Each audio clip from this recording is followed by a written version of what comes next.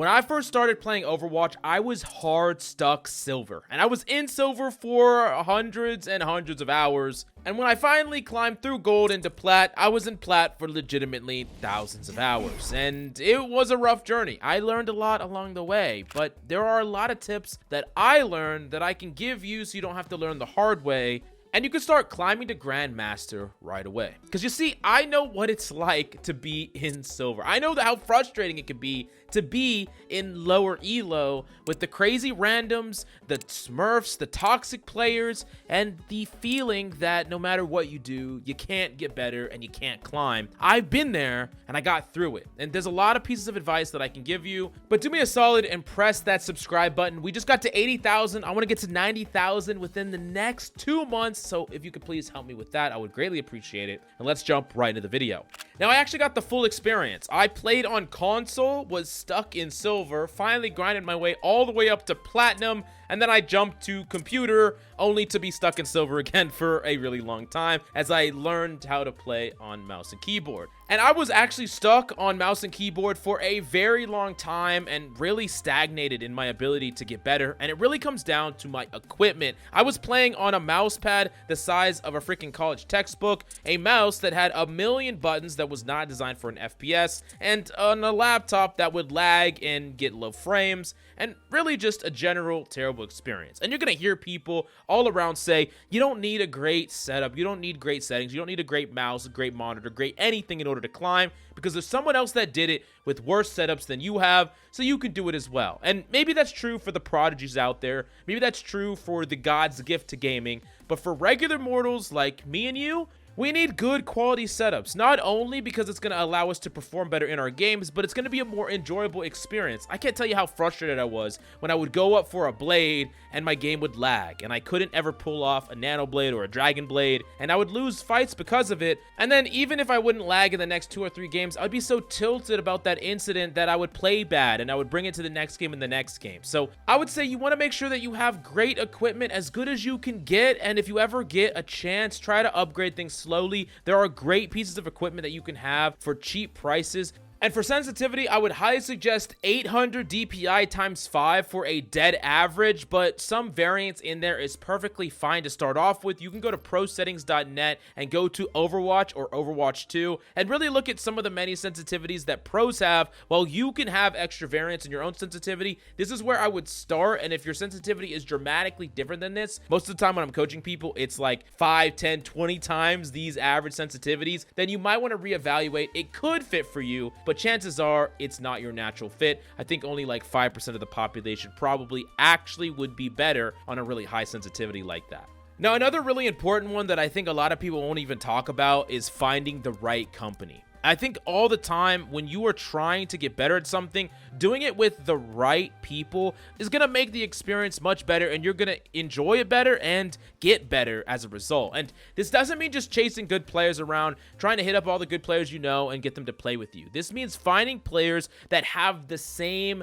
desires as you, the same goals as you. They want to get better. They want to improve. And if you have a player or someone that has a bad ego, that type of ego is going to rub off on you. And I had this exact problem. And of course, yes, sometimes I was the bad ego myself, but there was often people that I would associate with or play with that would be extremely toxic, didn't really care about getting better, or if they did, they just would rather blame other people. And I let that rub off on me, and it kind of stuck me in a rut where I'm just playing with these people, but I'm never really improving because they're just playing and I'm really trying to achieve a goal. And this is why it's so important to find those good partners and also put yourself out there. Don't be afraid to message people and say, hey, you want a duo? You might get some no's, that's perfectly fine, but find people with the same goals, the same desires to get better, and you will have a better time and get better as a result, finding that perfect duo. Now, the third thing that I learned is that flexibility holds you back. And it's weird because you think that being flexible is good, and it is good to an extent. Being able to play multiple characters and flex to different roles. I learned Overwatch back when it was open queue, and sometimes I would flex to a tank, and sometimes I would flex to a support and a DPS, and I actually got SR and rank, and I was higher ranked because I was flexible,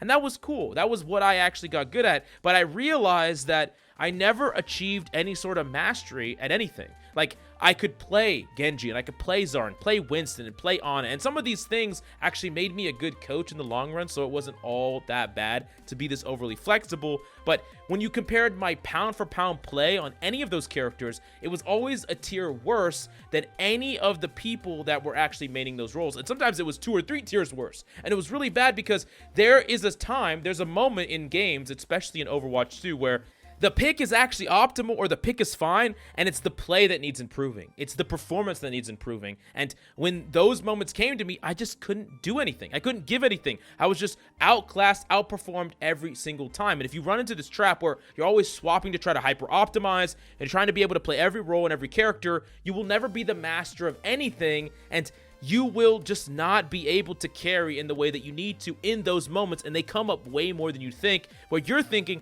oh, I could just swap my way out of this to get value, but the reality of it is, you just need to be better at the characters that you do play. And this is really why I teach specialization these days, where I'm trying to minimize the amount of characters you're playing. Yes, you can have 2, 3, 4 characters you play, but if you're playing 5, 6, 7, 8 per role and you're just playing all the roles, you're really playing so many characters, you're not getting any double exposure to those characters on the same maps in a given week, and that could be really bad for your development. So unless you literally play 16 hours a day or you're a goddamn prodigy, try to minimize how many characters you're playing, because I think it held back my development for a very long time. As in, I needed to get good at everything before I even climbed, and that was just not a very effective way to do it. Now, number 4, put down the Smurf or the alt, or just stop playing that same account over and over and over again. I think this is an extremely common problem where people, if they have competitive anxiety or if they have friends that they want to play with all the time, where they are consistently not playing on their main account and they're playing on an account they don't care about, and they're basically soft throwing games because they're not trying hard, or they're smurfing all the time, either because ego or because they don't feel like they can consistently get wins on their main account. They are smurfing. And I did this myself back before I was a coach. Back in Overwatch 1, I would have my main account. Maybe it was in High Diamond. Maybe it was in Masters. And I would often play on an alt. And I wouldn't try to play in low rank. I just wouldn't try hard. And I would pop off sometimes and not pop off others. But I would basically put myself in an environment where I didn't have to full try and I could still enjoy the game, or I could still play the game. But the problem is, the only place where you improve is in the pressure cooker, right? I like to compare it to weightlifting. How do you get better muscles? How do you get stronger?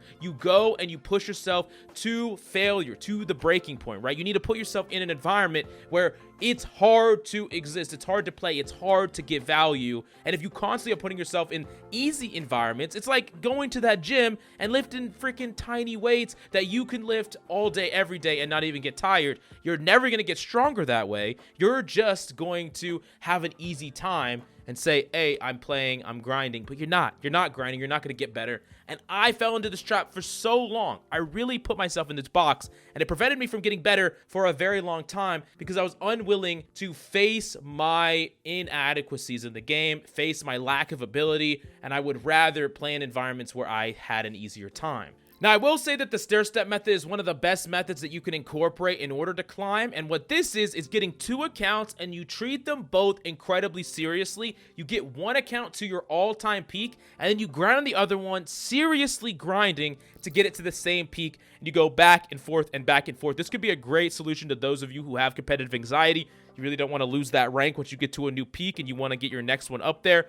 Do this, but it's really important. You can't put any restrictions or anything like that on your secondary account. You can't be like, oh, this is my hit scan only account, or this is my this character only account, because you're not going to be able to produce the same results. You need to have both accounts, trying them both very hard, not thinking of one as like an all or some lesser account. Think of both accounts as your main accounts that you're trying to climb, and kind of even consider it that you don't even get the rank until you get them both there. It's really important that you're taking the game seriously, because that's the only way that this stair-step method is actually going to be effective to help you improve. Now, going on to number 5, I need to talk about mechanics. And mechanics were lacking for me a lot when I was trying to climb. And I really do think that a lot of players, especially players like you who are watching guides like this, you focus extremely high on game sense and even positioning, but not enough on mechanics. Most of the time, we think that we can learn everything about the game, and that's enough to get us to the rank that we deserve. But oftentimes, mechanics are extremely necessary. I mean, Mechanics are really the bread and butter of Overwatch. Like, you could understand the right way to take any duel, but if you put yourself in a situation where you should win, but you lose because of your mechanics, then you're not going to climb even if you're making all the right plays. And there are so many plays that are mechanics based, meaning that this is an advantaged fight. You should take this fight. It's like a 60-40 fight, but if your mechanics are 10% worse, then it's actually an even fight, right? And it's super, super important for you to build a routine that helps you develop your mechanics every single day and actually try to focus on your mechanics, because if you allow them to fall behind, you will lose games. Even if you're feeling like you're the only sane one in the lobby, you're losing to people that have no understanding of the game. But it doesn't matter if your mechanics are not in place. Doesn't matter if you know the right play. If you cannot execute it properly, the executors are going to win even if they know nothing about the game. And that should piss you off. It should piss you off that some random gamer from Apex or Valorant or Counter-Strike can come to this game and do more than you because your mechanics are lacking. But moving on to number 6, positions are your responsibility. And we talk about positions a lot in my other videos, like the positions that you should stand in, where you should deal damage from, where you should heal from. But you got to understand that with the team aspect being super important, 5v5, it's a transfer of resources where one team has resources and the other team is using their resources to fight the other team, right? It's a transfer back and forth of nades and damage and helixes and shield health and health in general, and just back and forth and back and forth.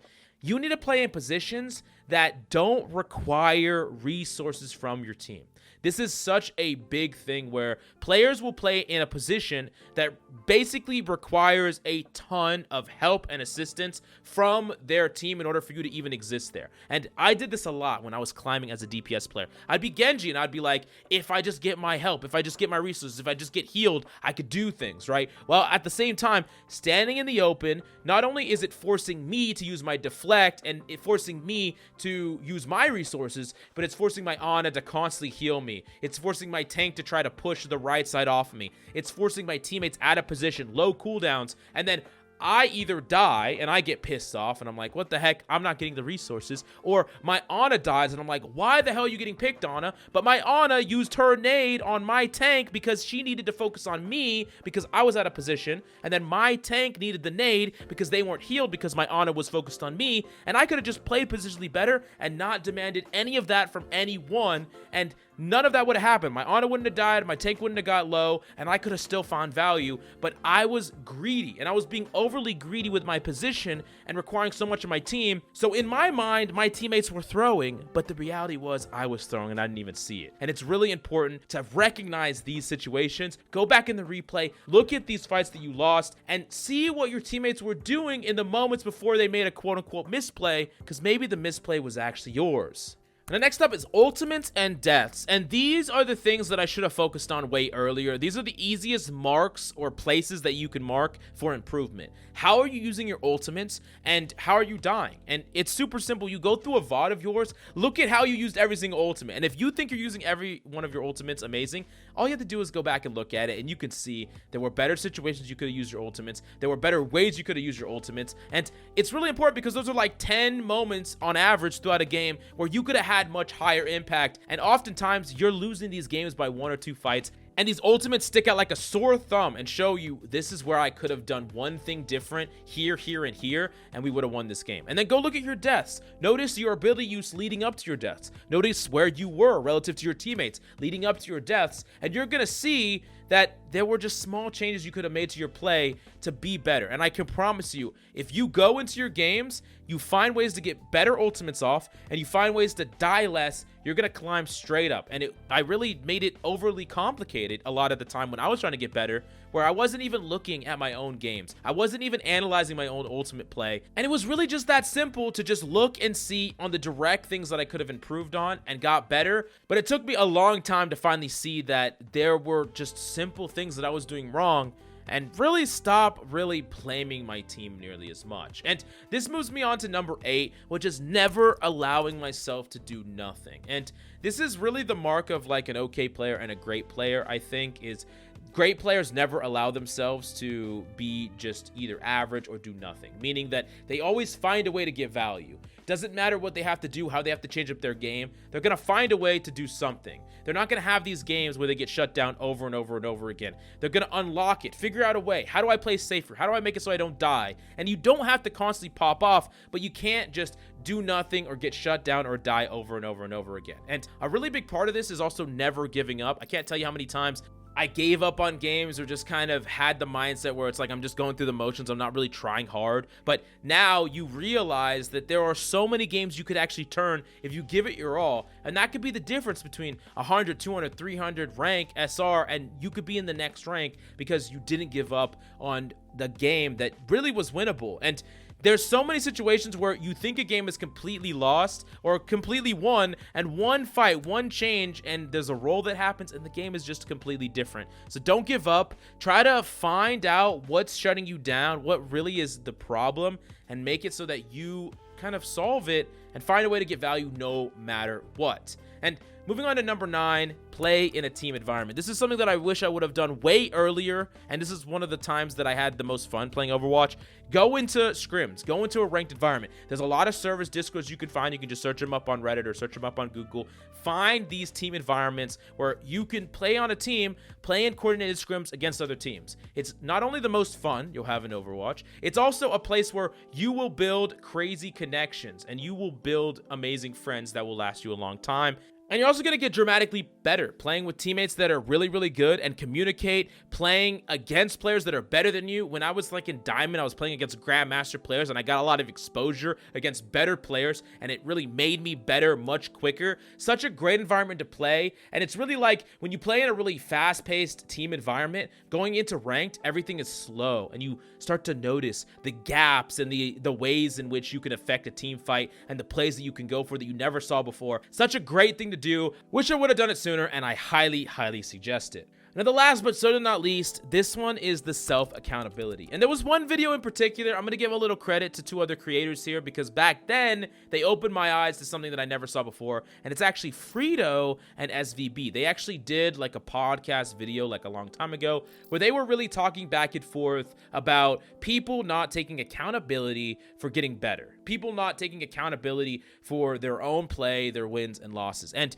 for whatever reason, that really struck a chord with me, where it was like, yeah, I was actually just blaming other people for things that I could do better. And blaming other people doesn't help at all. And you find this not only in gaming, but in life in general, where it's so easy to blame other factors for problems. And the reality of it is, there's a lot of truth to it. Just like in the real world, there are things you can't control. There are problems that are not your fault. And that's true. That's the thing. But when we talk about Overwatch specifically, you can't control it. So if you constantly blame it and you use it as an excuse to not get better yourself, then you're gonna just be in the lower rank. You're not gonna get better. You're not gonna have better outcomes. And that's the thing, is you need to take as much accountability as you can. And I'm not saying beat yourself up or anything like that, but I'm saying try to find ways for you to do more, you to be better, and that's the only way to get better outcomes. And I really truly believe that that's true in life as well. That's the only way. And when the cards are stacked against you, when you have 4 inty teammates or your life sucks for one reason or another, the only thing you can do is try to control what you can control, which is you. And that's just about it.